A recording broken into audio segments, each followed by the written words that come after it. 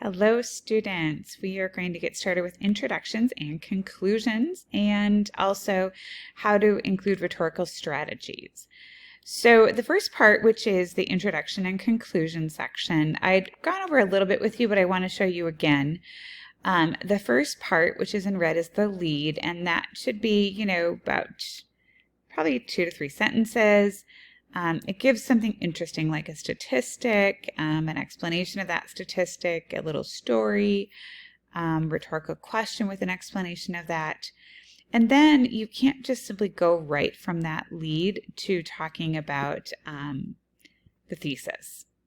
So if you talk about, for example, this one that says, according to the American Academy of Sleep Medicine, the recommended amount of sleep for high school students is 8 to 10 hours per night. And notice I also did a citation, because that's a statistic. Students have many activities that occur at night, and thus they do not get the required amount of sleep that they need. So I'm explaining what that statistic's importance is. Then I give a little more information that will tie myself to the thesis, because I'm talking about the fact that they don't get enough sleep and why. And the national average for school start times is around 8 o'clock, and some schools start as early as 7. Now, just because I say that, that doesn't mean I don't have enough information, because I need to somehow transition or link to the thesis. So a word like because, or in addition, or as a result, or due to this, or something that ties, or in the same way, some kind of transition that will tie this lead to my thesis is what you do for a link. So I've talked about a statistic and how they don't get enough sleep and how they have a lot of activities, and now I'm going to transition into the fact that they should have schools starting later. So the link is, because it is important for students to be involved in extracurricular activities, and then I've already talked about that up there, and these cannot be changed to the daytime, schools should make adjustment to their start times. And then I finish with my thesis. Schools should be starting later in order to benefit the physical, academic, and mental health needs of students. Okay, now for a conclusion, you kind of flip it. Instead of, talking about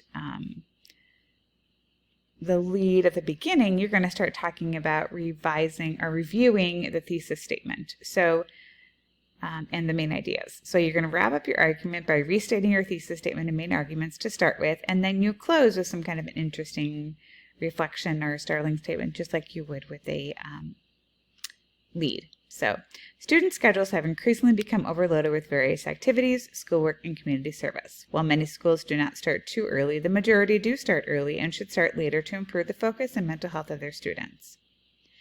And then I'm just going to wrap it all up. With a later start time, schools can give a gift to students whose benefits can provide dividends that last a lifetime. And notice that I use the gift to students because it's not an actual gift, so that's a metaphor. Which leads me into my next slide that I want to talk about, which is how can we add rhetorical strategies? Now remember, we are looking to either appeal to their emotion, their logic, or their